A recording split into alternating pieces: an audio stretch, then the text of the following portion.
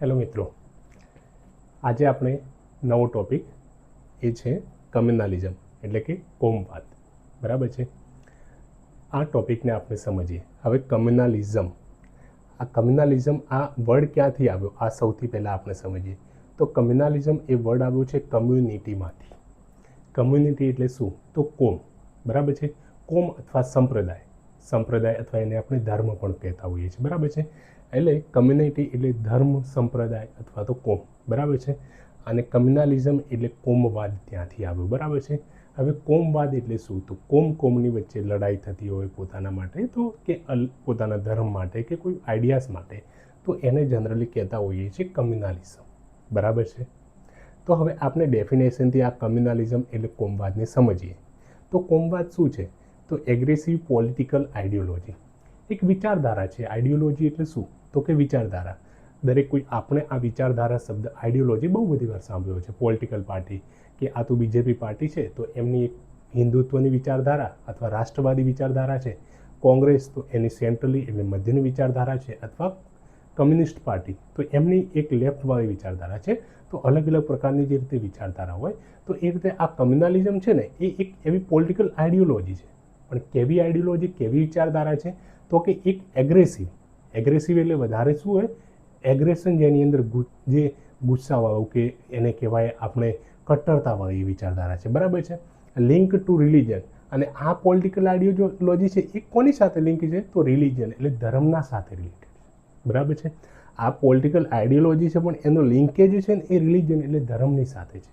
કોમવાદ ધાર્મિક મુદ્દાઓના લઈને થતો હોય એટલે ધર્મના મુદ્દાઓને લઈને થાય એટલે એની આઈડિયોલોજી લિંક હોય છે રિલિજન સાથે. Strong attachment to one's own community. પોતાની જે કમ્યુનિટી હોય, પોતાનું રિલિજન હોય એના માટે એકદમ કેવું હોય? સ્ટ્રોંગ એટેચમેન્ટ હોય એમને. સ્ટ્રોંગ એટેચમેન્ટ હોવાના લીધે પોતાના ધર્મને વધારે મજબૂતીથી સ્થાપિત કરવા માટે કરી અને બીજાને નીચું બતાવવું કે વગેરે કે એના પર લડવું, તો એને કહેવાય છે આપણે કમ્યુનાલિઝમ એટલે કે કોમવાદ. બરાબર છે. હવે આપણે આ કમ્યુનાલિઝમના ફીચર્સ જોઈએ ને તો ફીચર્સ શું આવે? એટલે કે એના લક્ષણો હોય. દરેક વસ્તુના લક્ષણો હોય. આપણે જોયા તો કે કમ્યુનાલિઝમના પણ એક લક્ષણો છે. શું છે લક્ષણ? કે પ્રાઇમસી ટુ વન્સ ઓન રિલિજન એટલે પોતાના ધર્મને સૌથી પહેલાં ઇમ્પોર્ટન્સ આપવામાં આવે. ધર્મના આગળ કશું જ નથી. તમે ઘણી બધી એવી આઈડિયોલોજી જોઈ હશે જેની અંદર કે પોતાને ધર્મને સૌથી વધારે મહત્ત્વ આપવામાં આવે. બરાબર છે. દેશના બંધારણને કે સમાજના બીજા વેલ્યુને કે કોઈ લો એન્ડ ઓર્ડરની અંદર જે લખાયેલું હોય એના બધા કરતાં પોતાના રિલિજનને વધારે મહત્ત્વ આપવામાં આવતું હોય છે. બરાબર છે. રિલિજન એટલે ધર્મને. બરાબર છે. હવે ધર્મને પોતાનું ઉપર બતાવવા માટે, ઊંચું બતાવવા માટે કરી અને બીજા ધર્મને નીચા બતાવવામાં આવતા હોય છે. પોતાના ધર્મને કેવા ઊંચા બતાવવા માટે કરીને બીજા ધર્મને નીચા, અથવા તો કોઈ બીજા વિચાર છે, કોઈ બીજા આઈડિયા છે. બરાબર છે. તો એના પ્રત્યે ઇનટોલરન્ટ થઈ જાય. કેવા થઈ જાય? ઇનટોલરન્ટ એટલે અસહિષ્ણુ થઈ જાય. ધારો કે મારા એક પર્ટિક્યુલર પ્રકારના વિચાર છે, મારા રિલિજન માટે મારા પર્ટિક્યુલર પ્રકારના વિચાર છે, અને કોઈ અલગ રિલિજનવાળી વ્યક્તિ, મારા રિલિજન કરતાં અલગ રિલિજન, અલગ ધર્મવાળી વ્યક્તિ કોઈ મારી પાસે પોતાના વિચારો સાથે આવે છે, તો હું એના વિચારો સાંભળું જ નહીં. એને આવતા જ મારી સામે કે હું એની સાથે લડાઈ કરી લઈશ. બરાબર છે. કે ઘણીવાર માણસ એટલો એગ્રેસિવ થઈ જાય કે વાયલન્સ પર ઉતરી આવે. બરાબર છે. હિંસાનું સ્વરૂપ લઈ લે. તો કારણ કે બીજાના આઈડિયાઝ એમને ગમે નહીં, બીજાના આઈડિયા પ્રત્યે ઇનટોલરન્ટ થઈ જાય. બરાબર છે. તો એને કહેવાય છે આ કમ્યુનાલિઝમ. એવા આઈડિયાઝના લીધે થાય છે કમ્યુનાલિઝમ. બરાબર છે. અને અહીંયા વિરોધ કઈ રીતે થાય? તો મોટા ભાગે એક્સ્ટ્રીમિઝમ હોય. બરાબર છે. એકદમ કટ્ટર એકદમ ગરમાહટવાળો હોય, એકદમ વાયલન્સ લઈ લે એવું આની અંદર વિરોધ હોય છે. વિરોધ જે કમ્યુનાલિઝમ એટલે કે કોમવાદની અંદર જે વિરોધ કરવાની મેથડ હોય ને, વિરોધ કરવાની મેથડ મોટા ભાગે કેવી હોય? તો વાયલન્સવાળી હોય. આપણે આ બધા ઉદાહરણો, પાર્ટીશન, જે રીતે દેશ આઝાદ થયો જે વખતે, બરાબર છે, 1947માં દેશ આઝાદ થયો એ વખતે આપણે કોમવાદના મુદ્દાઓ સૌથી વધારે આ કમ્યુનાલિઝમ જોયું. ક્યાં જોયું? એક તો આપણે પંજાબ બાજુ જોયું વધારે, પછી આપણે નોઆખલી કરીને પશ્ચિમ બંગાળની અંદર જગ્યા છે ત્યાં, તો ત્યાં ધર્મના આધારે આ કમ્યુનાલિઝમ એટલું બધું ફાટી ગયું કે કેટલા બધા લાખો લોકો એની અંદર મરી ગયા. બરાબર છે. તો એ શાના આધારે હતું? વાયલન્સના આધારે. 1984ની અંદર આપણને ખબર છે એન્ટી શીખ રાયોટ, શીખ લોકોના અગેન્સ્ટમાં રાઇટ્સ થયા હતા. બરાબર છે. મેનલી દિલ્હી અને પંજાબના એરિયાની અંદર. તો એ શાના આધારે હતા? ધર્મના આધારે. અને એ કેવું હતું? તો એને વાયલન્સ રૂપ લીધું હતું. પછી કાશ્મીરી પંડિત એક્ઝોડસ 1990ની દશકાની અંદર જે થયું, ગોધરા રાઇટ્સ 2002ની અંદર. તો આ બધી મેથડ કેવી હતી? એક્સ્ટ્રીમિઝમ અને વાયલન્સવાળી હતી. બરાબર છે. તો આ કોમવાદનું જે કમ્યુનલિઝમનું સ્વરૂપ મોટાભાગે કેવું હોય છે? વિરોધ કરવાની મેથડ એમની કેવી હોય છે? તો મોટાભાગે વાયલન્સવાળી હોય છે. બરાબર છે. અને શા માટે થાય છે? તો પોતાના રિલિજન, પોતાના ધર્મને વધારે ઉપર બતાવવા માટે કરીને, પોતાના આઈડિયાસને વધારે મહત્ત્વ આપવામાં અને બીજાના આઈડિયાસનો વિરોધ કરવા માટે કરી અને આ કમ્યુનલિઝમ મોટાભાગે થતું હોય છે. બરાબર છે. એ રીતે આપણે આ વસ્તુને સમજી શકાય. હવે આપણે ફેક્ટર્સ, કમ્યુનલિઝમ કેમ થાય છે? આ બધું પાર્ટીશન થયું, એન્ટી શીખ રાઇટ્સ થયા, કાશ્મીરી પંડિતોનું એક્ઝિડસ થયું. બરાબર છે. જેની અંદર આપણે આમ તો સમજ્યા કે પોતાના ધર્મને મહાન બતાવવા માટે, પોતાના ધર્મને ઊંચું, પણ એક જ ફેક્ટર છે? તો કમ્યુનલિઝમના ઘણા બધા બીજા ફેક્ટર છે. બરાબર છે. કમ્યુનલિઝમ થવા પાછળના ઘણા બધા ફેક્ટર છે. તો એ કયા ફેક્ટર છે? એ ફેક્ટર આપણે જોઈએ તો એક તો હિસ્ટોરિકલ એટલે ઐતિહાસિક ફેક્ટર છે. ઇતિહાસની આમ દ્રષ્ટિએ જોઈએ તો મોટાભાગે એન્શન્ટ એટલે પ્રાચીન ભારત છે. તો પ્રાચીન ભારતની અંદર કેવું કે હિન્દુ રાજા વધારે હતા. બરાબર છે. હિન્દુ રાજા વધારે હતા. અને જ્યારે મિડાઇવલ એટલે મધ્યયુગ આવ્યો એની અંદર આપણને ખબર છે મુસ્લિમ શાસકો હતા, મુસ્લિમ રાજાઓ હતા. બરાબર છે. એની અંદર આપણને ખબર છે પહેલાં તો આવી દિલ્હી સલ્તનત અને પછી આવી મુગલો. બરાબર છે. તો આ લોકોએ શું હોય? હિન્દુઓને પ્રતાડિત કર્યા. આજે મુગલો વગેરે હિન્દુ પ્રથા. તો એ વસ્તુ છે ને એના લીધે જ અત્યારે પણ શું હોય કે હજુ પણ એ ગ્રંથિ ચાલી આવે છે. બરાબર છે. એના આધારે અત્યારે પણ એ કોમવાદ જોવા મળતું હોય છે. બરાબર છે. પોલિટિકલ, રાજકીય રીતે આપણે જોઈએ તો કે અંગ્રેજોએ શું કર્યું? તો આપણા ઉપર શાસન કરવા માટે ડિવાઈડ અને રૂલની પોલિસી લાવી કે હિન્દુ મુસ્લિમને અંદર લડાવો અને આપણે શાસન કરો. તો એના માટે કરીને એમણે લડાવવાની કોશિશ કરી. પછી અત્યારે કે વોટ બેંકનું પોલિટિક્સ થતું હોય છે. વોટ બેંક્સ કે પોતાના અમુક વોટ બેંકને વધારે ખુશ કરવા માટે અને પોતાની પાર્ટીને વોટ આપે તો એના માટે ઘણીવાર તમે જોયું હશે તો એના માટે કરી અને નેતાઓ શું હોય એ આ રીતે કમ્યુનલિઝમ એટલે કોમવાદ ફેલાવતા હોય છે. બરાબર છે. રિલિજન બેઝ પોલિટિક્સ, ઘણી બધી એવી પાર્ટીઓ હોય છે કે ધર્મના નામ પર શું કરે એ લોકો? તો કે ધર્મના નામ પર પણ પોલિટિક્સ એટલે રાજનીતિ કરતા હોય છે. બરાબર છે. જે રીતે આપણે એક પાર્ટી MIMનું આપણે નામ સાંભળ્યું જે અસદુદ્દીન ઓવૈસીની પાર્ટી છે. બરાબર છે. તો એમની પાર્ટીના અંદર નામની અંદર જ મુસ્લિમ છે. બરાબર છે. એટલે કે એ ધર્મના નામ પર રાજનીતિ કરે છે. તો અહીંયા આ ઉદાહરણ આપણે લખી શકીએ છીએ. તો આ એક કારણ છે જેના લીધે કમ્યુનલિઝમ એટલે કોમવાદ થતો હોય છે.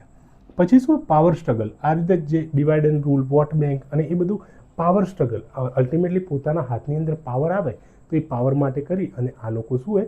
કમ્યુનલિઝમ એટલે કોમવાદ ફેલાવતા હોય છે. ઇકોનોમિક રીઝન પણ છે કે અમુક રીઝન છે એ પછાત રહી જતું હોય છે. અમુક રીઝન કેવું હોય છે? પછાત રહી જતું હોય છે. એના લીધે થાય. ધારો કે એક ઉદાહરણ છે કે મપીલા રિબેલિયન. એ મપીલા રિબેલિયન ક્યાં? તો મપીલા કરી અને આ એ કેરળની અંદર આવેલી છે જગ્યા, કેરળની અંદર. અને ત્યાં 1920ની અંદર ત્યાં 1921ની અંદર મપીલા રિબેલિયન થયેલો. બરાબર છે. તો એની અંદર જે લેન્ડલોર્ડ હતા ને જમીનદારો, એ જમીનદારો મોટાભાગે કેવા હતા? તો કે હિન્દુ લોકો હતા. અને ત્યાં કામ કરનારા લોકો, મજૂર વર્ગ હતો એ બધો મોટાભાગે મુસ્લિમ હતો. બરાબર છે.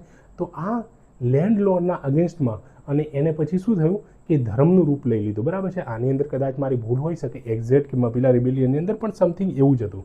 તો એવી ઇકોનોમિક જે ડેવલપમેન્ટ ના થયું અને એના લીધે અંદર ઘર્ષણના લીધે એ શું થાય? કમ્યુનલિઝમ એટલે કોમવાદનું સ્વરૂપ થતું હોય છે. બરાબર છે. આજે પણ આપણે ઘણીવાર ઘણા રીજનની અંદર જોયું હશે કે આર્થિક વિકાસ ના પહોંચ્યો હોય. બરાબર છે. એના લીધે કોમવાદના કિસ્સાઓ જોવા મળતા હોય છે. સોશિયલ રીજન છે. સોશિયલ એટલે સામાજિક. આપણને ખબર છે કે હિન્દુ ધર્મની અંદર શું છે? તો બીફ એટલે ગાયનું માંસ ખાવા પર પ્રતિબંધ છે. ગાયને પવિત્ર માનવામાં આવે છે. બરાબર. એટલે ગાયનું માંસ ના ખાય. પણ ઘણીવાર શું હોય કે કોઈ રૂમર અફવાઓ હોય કે ઘણીવાર હકીકતમાં હોય કે કોઈ બીજા વ્યક્તિએ ગાયને આ રીતે કે કતલખાને લઈ જતા હોય અથવા ગાયનું બીફ ખાતા પકડાઈ જાય તો એના લીધે અંદર વિખવાદ થાય ને એના લીધે પછી લડાઈ થાય અને એ કમ્યુનલિઝમ એટલે કોમવાદનું સ્વરૂપ લેતા હોય છે. પછી ઘણીવાર હિન્દી અથવા ઉર્દુ ઇમ્પોઝિશન એના લીધે ડર લાગે અથવા લવ જેહાદ એના લીધે પણ કોમવાદ થતો હોય છે. બરાબર છે. આ લવ જેહાદની એ બધી અત્યારે નવી ટર્મ્સ નવી છે પણ આ પહેલાંથી એવું નથી કે એકદમ નવું અત્યારે ચાલુ આવે છે. એ પહેલાંથી છે. બરાબર છે. પણ આ બધી વસ્તુઓના લીધે કોમ્યુનલિઝમ એટલે કોમવાદ આપણને જોવા મળતો હોય છે. બરાબર છે. હવે ગેટોઆઇઝેશન. આ ગેટોઆઇઝેશન એવી ટર્મ છે. આ ગેટોઆઇઝેશન કમ્યુનલિઝમની અંદર તો આપણે લખી શકીએ પણ બીજી જગ્યાએ પણ આપણે આને યુઝ કરી શકીએ. કાસ્ટ સિસ્ટમની અંદર પણ યુઝ કરી શકીએ છીએ. બરાબર. હવે આ ગેટોઆઇઝેશન એ ટર્મ શું છે? તો ગેટોઆઇઝેશન એટલે શું હોય કે પર્ટિક્યુલર કમ્યુનિટીને એ કમ્યુનિટીના લોકો એટલે માઇનોરિટી આપણે વાત કરીએ. માઇનોરિટીના લોકો તો શહેરની અંદર રહેવા આવે તો શહેરને શું હોય કે પોતાને મેઇન બધા લોકોની વચ્ચે એમને હવા ભવા ના રહે, બધા લોકોની વચ્ચે એમને ઘર ના મળે. બરાબર છે.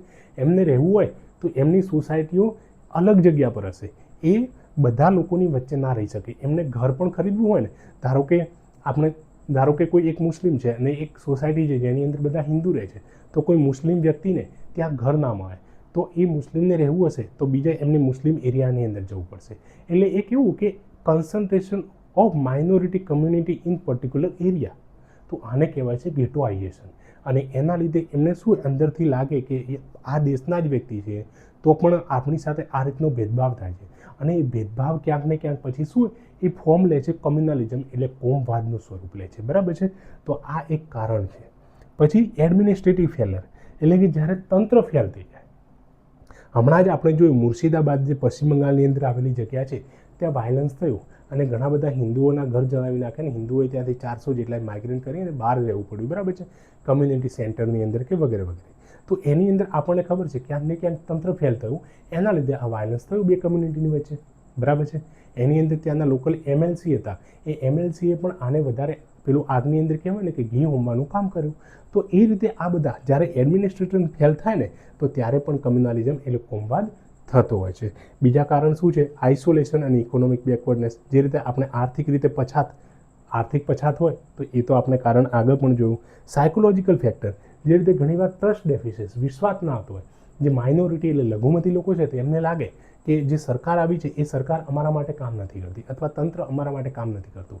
તો ટ્રસ્ટ ડેફિસિટ એટલે વિશ્વાસ જે ના હોય ને વિશ્વાસ, તો એના લીધે પણ પછી એ ક્યાંક ને ક્યાંક એ માઇન્ડની અંદર બેસી જાય અને સાયકોલોજીકલ એ રીઝનના લીધે એ કમ્યુનલિઝમ એટલે ક્યાંક ને ક્યાંક એ પરપોટો ફૂટે અને કોમવાદ થાય. બરાબર છે.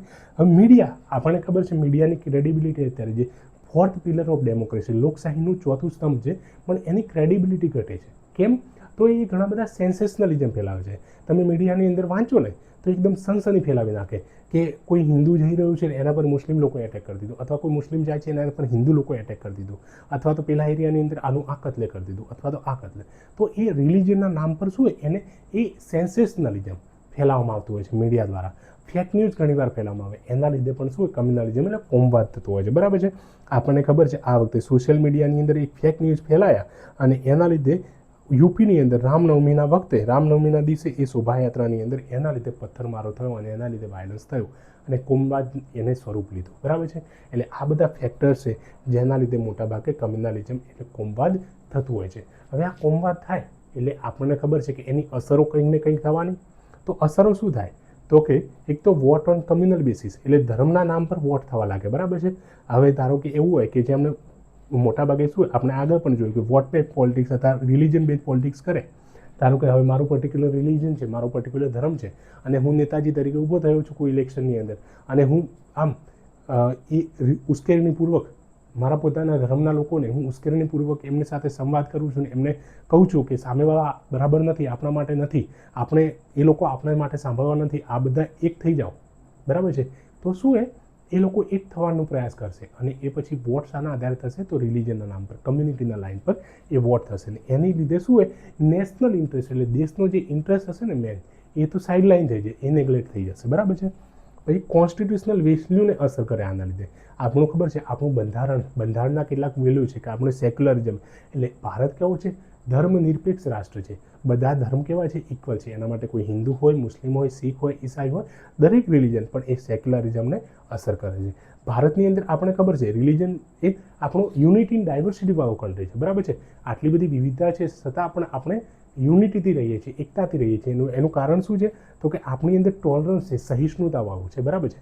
પણ જ્યારે આ કમ્યુનલિઝમ થાય એટલે ટોલરન્સને અસર કરે, ઇનટોલરન્સ એટલે અસહિષ્ણુતા વધે. આ ઇનટોલરન્સ વર્ડ તમે ઘણીવાર વાંચ્યો હશે. બરાબર, અથવા સાંભળ્યો હશે કે ઇનટોલરન્સ વધી ગયો છે. ઇનટોલરન્સ તો એ સહિષ્ણુતા એ ઓછી થાય છે માણસોની અંદર અને અસહિષ્ણુતા વધવા લાગે છે. બરાબર છે. યુનિટી ઇન્ટિગ્રિટીને અસર કરશે એ રીતે. બરાબર. અને પોલરાઇઝેશન થાય. પોલરાઇઝેશન ધ્રુવીકરણ થાય છે. બરાબર છે.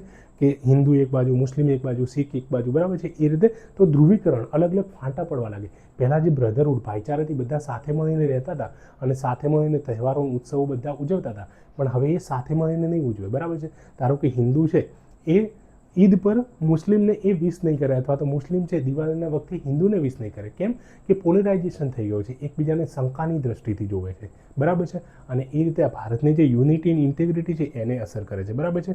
એના લીધે સોશિયલ અને હ્યુમન કેપિટલ આપણું એ વેસ્ટ થાય છે, બરાબર છે. અને આપણું ઇકોનોમિક ડેવલપમેન્ટ છે ને આર્થિક વિકાસ અટકે છે. એના લીધે ઇકોનોમિક ઇફેક્ટ થાય છે. ઇકોનોમિક ઇફેક્ટ કઈ રીતે થાય? ધારો કે લો એન્ડ ઓર્ડરની સિચ્યુએશન બગડે, બરાબર છે. કાયદોની વ્યવસ્થા બગડે. હવે જ્યારે કોમ્બાત થાય, કાયદાની વ્યવસ્થા બગડે, તો પછી શું થાય? કાયદાની વ્યવસ્થા તો કે ત્યાં કોઈ ઇન્ડસ્ટ્રી આવવાની હશે તો ઇન્ડસ્ટ્રી આવશે. ધારો કે આપણે વાત કરીએ આજે ગુજરાત, તો ગુજરાતની અંદર કોઈ ઇન્ડસ્ટ્રી અહીંયા એને ઇન્વેસ્ટમેન્ટ કરવું હોય, બરાબર છે, નિવેશ કરવો હોય, તો એ શું કરશે? તો એ જોશે કે અહીંયા કેવું છે, સ્ટેટની અંદર સ્કિલ છે કે નહીં, આર્થિક રીતે સ્ટેટ કેવું છે, ગવર્મેન્ટની પોલિસી કેવી છે, પ્લસ સૌથી પહેલાં એ વધારે શું જોશે કે ત્યાં કાયદાની વ્યવસ્થા કેવી છે, કાયદાનું પાલન લોકો કરે છે કે નહીં, કાયદાની વ્યવસ્થા કેવી છે, વધારે હિંસા તો નથી થતી ને, તો એ બધું જોવે, બરાબર છે. પણ જો હિંસા બીજું આ બધું વધારે થતું હોય, કોમવાદ વધારે થતો હોય, તો પછી ત્યાં ઇન્ડસ્ટ્રી આવવાને બદલે ત્યાંથી પાછી જાય, બરાબર છે. આ પશ્ચિમ બંગાળની અંદર આ થોડા સમયથી શું હોય તો કે ત્યાં વાયલન્સ વધી ગયું છે, બરાબર છે. એના લીધે ત્યાંથી ઘણી બધી ઇન્ડસ્ટ્રી ભાગી જવી છે, બરાબર છે, બીજી જગ્યાએ. ઇન્ડસ્ટ્રી ત્યાંથી બધી છોડીને બીજી જગ્યાએ ભાગે છે, એ આપણે જોયું છે, બરાબર છે. એ રિપોર્ટની અંદર પણ એ સાબિત થયું છે, બરાબર છે. તો આના કોન્સિક્વન્સીસ એટલે એની અસરો થાય છે, બરાબર છે. બીજું એના લીધે ફ્લો ઓફ લેબર છે ને, પ્રોડક્ટિવ જે ઉપયોગી કામ છે ને, વધારે પ્રોડક્ટિવ, એ પ્રોડક્ટિવ કામમાંથી હવે શું હોય, લેબર તો ફાલતુ કામની અંદર જશે, બરાબર છે. જે જરૂરિયાત એટલું વધારે દેશની આર્થિક વિકાસની અંદર ઉપયોગી નથી એવા કામની અંદર હવે લેબર જશે, બરાબર છે. પહેલાં ઇન્ડસ્ટ્રી ધારો કે હતી તો ઇન્ડસ્ટ્રીની અંદર લેબર કામ કરતો તો આર્થિક વિકાસ વધારે થતો, પણ હવે એને છોડી અને બીજા નાના નાના કામ જે વધારે ઉપયોગી નથી એવા કામની અંદર, એટલે અનપ્રોડક્ટિવ વર્કની અંદર એ લેબરનો ફ્લો થશે. અચાનક વાયલન્સ વધવા લાગશે. આ જ્યારે કોમવાદ થાય છે, કોમવાદના લીધે અચાનક જ વાયલન્સ વધે. આપણને ખબર છે કાશ્મીરી એક્ઝોડસ થયું એ વખતે ક્યારે સ્ટેમ્પેડ કેટલું બધું એક સાથે થયું, કેટલા બધા લોકો મરી ગયા, એકદમ જીનોસાઇડ. તો અચાનક જ વાયલન્સ વધી ગયેલું, બરાબર છે. એટલે આ બધી કોન્સિક્વન્સીસ થતા હોય છે. હ્યુમન રાઇટ્સ, એના લીધે લોકોના હ્યુમન રાઇટ્સ છે, પોતાના અધિકારો છે, એનું હનન થાય. રિયલ સફર સૌથી અહીંયા કોણ હોય? રિયલ સફર તો કોણ છે? પુઅર છે, ગરીબ સૌથી વધારે અહીંયા પીસાય, બરાબર છે. તો આ બધા કોન્સિક્વન્સીસ છે એ કમ્યુનલિઝમ એટલે કોમવાદના આ કોન્સિક્વન્સીસ છે. હવે આપણે મેજર્સ એટલે આ કોમવાદ આટલો બધો થતો હોય, બરાબર છે. તો એ કોમવાદને નાથવા માટે, એને રોકવા માટે આપણે કેટલાક પગલાં તો લેવા પડશે, કેટલીક એક્શન્સ, કેટલાક મેજર લેવા પડશે. તો આપણે મેજર શું લઈ શકીએ આપણે? તો કે ઇલેક્ટોરલ રિફોર્મ એટલે પોલિટિકલ દ્રષ્ટિએ જોઈએ તો કે ઇલેક્ટોરલ એટલે વોટિંગ આપણે કરીએ ને એની અંદર રિફોર્મ કરવાની જરૂર છે. શાના રિફોર્મ કરવાની જરૂર છે? તો એક તો આ કમ્યુનલ બેસિસ પર જે વોટ થાય છે ને એને અટકાવવું જોઈએ, બરાબર છે. પછી આ જે રિલિજન બેઝ કોઈ ધર્મના નામ પર જે પોલિટિક્સ કરે છે ને, રાજનીતિ કરી રહ્યા છે, તો એને અટકાવવી જોઈએ. બીજું સોસાયટીની અંદર કરવાની જરૂર છે કંઈ. તો સોસાયટીની અંદર શું હોય? સેન્સિટાઇઝેશન ડ્રાઈવ ચલાવવી જોઈએ. લોકોને બધાને સેન્સિટાઇઝ કરવા જોઈએ કે ધર્મ છે એ બધાનો પર્સનલ હોવું જોઈએ, પોતાના ધર્મનું પાલન કરવું જોઈએ બધાએ, પણ ધર્મના નામ પર લડવું જોઈએ નહીં. કોઈ પણ ધર્મ એવું નથી હોતું એ તમને કહે છે કે ધર્મના નામ પર લડો, બરાબર છે. એટલે આપણે લડવું જોઈએ નહીં, ભાઈચારાથી બધાએ રહેવું જોઈએ, એવી સેન્સિટાઇઝેશન ડ્રાઈવ ચલાવવી જોઈએ. એજ્યુકેશનની અંદર શું હોય કે જે નવું બાળક છે જે સ્કૂલમાં જાય છે એની અંદર માણસની અંદર સારા વેલ્યુઝ એની અંદર ડેવલપ કરવા જોઈએ. ટેક્સ્ટ બુકની અંદર પીસની, હાર્મનીની વાત કરી, સૌહાર્દથી બધાએ સાથે રહેવું જોઈએ, બ્રધરહુડ, ભાઈચારાથી રહેવું જોઈએ બધાએ, બરાબર છે. એ બધું શીખવાડવું જોઈએ. ગવર્મેન્ટની પોલિસી એક હોવી જોઈએ, વેમ પોલિસી. વેમ આ છે, આપણે યુપીએસસીની અંદર પણ એક ક્વેશ્ચન પૂછાયેલો છે કે જમ્મુ એન્ડ કાશ્મીરની અંદર ગવર્મેન્ટ કઈ એક્શન લઈ રહી છે? તો વેમવાળી એક્શન લઈ રહી છે. વેમ એટલે શું? તો winning of hearts and minds, એટલે આપણે હાર્ટ અને માઇન્ડ બંને લોકોના જીવવાના છે. લોકોના દિલથી કનેક્ટ થવાનું છે ડાયરેક્ટ, બરાબર છે. આપણા દિલથી સામેવાળાને એટલે દિલ સુધી પહોંચવાનું છે, એમની સાથે એમના હાર્ટને જીતવાના છે, બરાબર છે. અને એ લોકોને આપણા વિશે સારું લાગવું જોઈએ, બરાબર. એટલે સંપીને સાથે મળીને યુનિટીથી રહે, બરાબર છે. જમ્મુ કાશ્મીરની અંદર આર્મી આ રીતે વેમ પોલિસીથી કામ કરે છે એટલે ત્યાંના લોકો વધારે ખુશ છે, બરાબર છે. અને હવે ધીમે ધીમે શું એ લોકો એ પથ્થરમારોને બીજું બધું છોડીને કહેવા કે હવે લોકો એમ્પ્લોયમેન્ટની અંદર, રોજગારીની અંદર એ બધાની અંદર ભાગ લેતા થયા છે. તો આવી પોલિસી ગવર્મેન્ટે અપનાવવી જોઈએ. ઇકોનોમિક એમ્પ્લોયમેન્ટ આપવું જોઈએ. જે રીતે 370 હતી એના પછી જમ્મુ કાશ્મીરની અંદર કેટલું બધું ટુરિઝમ વધ્યું છે, ત્યાં કેટલા બધા સહેલાણીઓ ફરવા જાય છે અત્યારે, બરાબર છે. અને એના લીધે શું ઇકોનોમિક ડેવલપમેન્ટ થાય, ત્યાં ગરીબી ઓછી થાય. એટલે લોકો પથ્થરમારો હવે કરતા હતા, પહેલાં એ પથ્થરમારો કરવાના ઓછો થઈ ગયા, બરાબર છે. ધર્મના નામ પર લડતા ધીમે ધીમે ઓછા. ક્યાંક પહેલગામ જેવી અમુક ઘટનાઓ થતી હોય, બરાબર છે, પણ એ ક્રોસ બોર્ડર ટેરરિઝમના વધારે થાય, અથવા તો લોકલ જે અમુક લોકો છે હજુ કે ખુશ નહીં હોય તો એના લીધે ઓવરગ્રાઉન્ડ વર્કર બને. પણ મોટા ભાગની પબ્લિક એવી છે તો એ અત્યારે શું હોય, એ લોકો ડેવલપમેન્ટ વધારે જોઈએ છે એમને, બરાબર છે. અને એ રીતે અત્યારે એ કોમવાદમાંથી દૂર થઈ અને એ લોકો એ સારા દેશના વિકાસની અંદર એ લોકો વધારે ભાગ લઈ રહ્યા છે, બરાબર છે. તો એ રીતે એમ્પ્લોયમેન્ટ જનરેશન કરવું જોઈએ, લો એન્ડ ઓર્ડર મેન્ટેન કરવું જોઈએ, જેના લીધે શું હોય, એકદમ લો એન્ડ ઓર્ડરની સિચ્યુએશનને જલ્દી કંટ્રોલમાં લાવવી જોઈએ. એના લીધે મુર્શિદાબાદ જેવા વાયલન્સ ના થાય, બરાબર છે. મીડિયાને સેન્સિટિવિટી વધારવી જોઈએ. જે રીતે આપણને ખબર છે ડૉક્ટર છે તો ડૉક્ટર માટે મેડિકલ એથિક્સ હોય છે કે આ તમારે એથિક્સ, આ નૈતિકતાના મૂલ્યો છે મળવા જોઈએ કે પેશન્ટની ઇન્ફોર્મેશન વગેરે પ્રાઇવસી છે એ હનન ના થવું જોઈએ, બહાર ના આપવી જોઈએ. તો એ રીતે મીડિયા માટે પણ હોવા જોઈએ એથિક્સ કે મીડિયાએ છે વેરીફાઈ ન્યૂઝ વેરીફાઈ કર્યા વગર એ ન્યૂઝને પબ્લિશ ના કરવા જોઈએ, એમણે સેન્સેશન ના ફેલાવવું જોઈએ, બરાબર છે. એકદમ સનસની ના ફેલાવવી જોઈએ. એમને ધર્મ વિશે કંઈ પણ લખે છે તો એના પહેલાં એમને વેરીફાઈ કરવું જોઈએ, ફેક્ટ કરવું જોઈએ, બરાબર છે. અને એમને મગજની અંદર એ યાદ રાખવું જોઈએ કે એમના એક ન્યૂઝના લીધે દેશની અંદર લો એન્ડ ઓર્ડરનો માહોલ બગડી શકે છે, બરાબર છે. દેશની અંદર યુનિટી બગડી શકે છે. તો એ ધ્યાનમાં રાખીને એમને કંઈ પણ ન્યૂઝ છાપવા જોઈએ, બરાબર છે. એક્ઝિક્યુટિવ રિફોર્મ કરવાની જરૂર છે. આપણને ખબર છે માઇનોરિટી માટે કરીને એક સચ્ચર કમિટી બની હતી અને સચ્ચર કમિટીએ કીધું હતું કે મુસ્લિમો આજે દેશની અંદર સૌથી વધારે એ એડમિનિસ્ટ્રેશનની અંદર ને એજ્યુકેશનમાં ઇકોનોમિક રીતે મુસ્લિમો સૌથી પછાત છે. તો એના માટે કરીને એમણે ઇક્વલ ઓપોર્ચ્યુનિટી કમિશન બનાવવાની વાત કરેલી કે દરેક માણસને શું હોય, સરખી તક મળે. એના માટે ઇક્વલ ઓપોર્ચ્યુનિટી કમિશન બનાવવાની વાત કરી. તો એ કમિશન બનાવવું જોઈએ અને એના લીધે શું હોય, એ લોકો પોલિસી બનાવે, એના લીધે માઇનોરિટી પણ આગળ આવે એવા પ્રયાસ કરવા જોઈએ. હવે આપણે યુસીસી એટલે સમાન જે કાયદાની વાત કરીએ છીએ ને, યુનિફોર્મ સિવિલ કોડ, સમાન કાયદાની, તો અમુક રાજ્યોએ સમાન કાયદો લાવ્યો છે, જે રીતે ઉત્તરાખંડ આપણને ખબર છે. તો એ આખા દેશની અંદર જ્યારે સમાન કાયદો લાવવો જોઈએ, પણ એ કેવો લાવવો જોઈએ તો કન્સેન્સસની વસ્તુ શું છે કે દરેક જે સ્ટેક હોલ્ડર છે ને એ દરેકના વોઇસને આપણે ધ્યાનમાં રાખવું જોઈએ. ઓપોઝિશન પાર્ટીને પણ સાથે લેવી જોઈએ, જે ધાર્મિક જે સંગઠનો છે જે એમને પણ ધ્યાનમાં લેવા જોઈએ, માઇનોરિટી લઘુમતી લોકોને પણ એમની પણ વાત સાંભળવી જોઈએ. બધાની સાથે કન્સેશન્સથી અને ગ્રેજ્યુઅલી ધીમે ધીમે છે ને એમને ઇમ્પ્લિમેન્ટ કરવી જોઈએ, બરાબર છે. એકદમ યુસીસી લાવવું ના જોઈએ અને બધાની અંદર કોન્ફિડન્સ બિલ્ડિંગ મેજર્સ લેવા જોઈએ, બરાબર છે, કે એમની અંદર વિશ્વાસ વધે માઇનોરિટીની અંદર. લેજિસ્લેટિવ લેવલે પણ સ્ટ્રિક્ટ લો લાવવા જોઈએ, જેના લીધે આજે પણ કે મોબ લિન્ચિંગના નામ પર લોકોને મારી નાખવામાં આવે અથવા હેડ સ્પીચ ફેલાવવામાં આવતી હોય તો એ બધી હેડ સ્પીચ પણ અટકે, મોબ લિન્ચિંગ ના થાય, એ બધા. તો આવા બધા પગલાં લેવા જોઈએ, આવા બધા મેજર્સ લેવા જોઈએ, જેના લીધે આપણે શું કમ્યુનાલિઝમ એટલે કોમવાદને નાથી શકીએ, બરાબર છે, કોમવાદને અટકાવી શકીએ, બરાબર છે.